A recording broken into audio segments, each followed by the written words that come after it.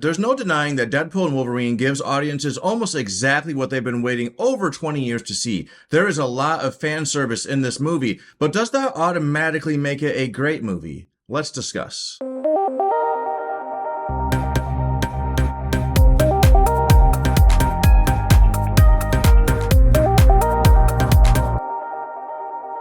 Thank you for clicking on this video. My name is Michael Vanderloon, and before you get worried, no, I am not going to be talking spoilers in this review. Deadpool and Wolverine is a movie that many of us probably thought would never happen, especially after Hugh Jackman said Logan was going to be his last time as Wolverine. Logan was a perfect send-off for Wolverine. It was emotional, it was rated R, and it just really resonated. It was a great send-off for his character, so it did feel a little bit strange, the idea of undoing that and bringing him back. But Hugh Jackman has always been a man of the fans, and I think that once it was announced that Fox had been acquired by Disney, he probably already started thinking about it, not to mention the fact that he is friends with Ryan Reynolds. That also very much has something to do with him agreeing to come back. But really, when it all comes down to it, I think he came back for us, the fans. There is a lot riding on this movie being successful. It is no understatement that people have been unhappy and disappointed with the latest Marvel movies lately. Ant-Man and the Wasp, the Marvels. These movies have been met with a lot of very mixed reviews, very mixed opinions, just a low box office number. The multiverse saga has been a very mixed bag at best,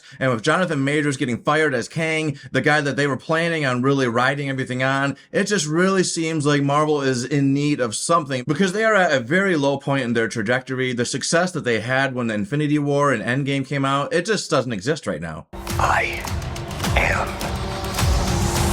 Marvel Jesus. This movie is hoping to restore the way audiences felt about Marvel when Infinity War and Endgame first came out. But in my opinion, the way this movie takes that approach, it's a little mixed. There is no denying that the fan in me was super giddy and geeked with each of these cameos that popped up on screen. A lot of them I already knew about because I read a lot of comic book movie websites, and so a lot of that was already revealed, and so I knew about some of it, but some of it was definitely a surprise, and every time I was surprised, I was so excited because I'm like, oh my god. And there are cameos from movies that you wouldn't even think they would think to use cameos for. I don't think that's a spoiler, right? It was at this point that I realized that they are just trying to wow the kid in me. Hey kid, look at this shiny thing we have over here. I wouldn't have minded this approach at all if the story that the movie had really backed it up. But unfortunately, I think this movie suffers from the same thing that a lot of the Marvel movies have suffered with lately, and that is the multiverse. I think the multiverse sounds like an amazing concept. On paper, it sounds like it would be awesome to witness. But apart from Spider-Man No Way Home, the story around this concept just hasn't been landing very well. Now, I am not trying to harp on this movie too bad. Don't think of this as a bad review. Overall, I very much enjoyed this movie. Hugh and Ryan both have amazing chemistry. These two are just a natural fit together,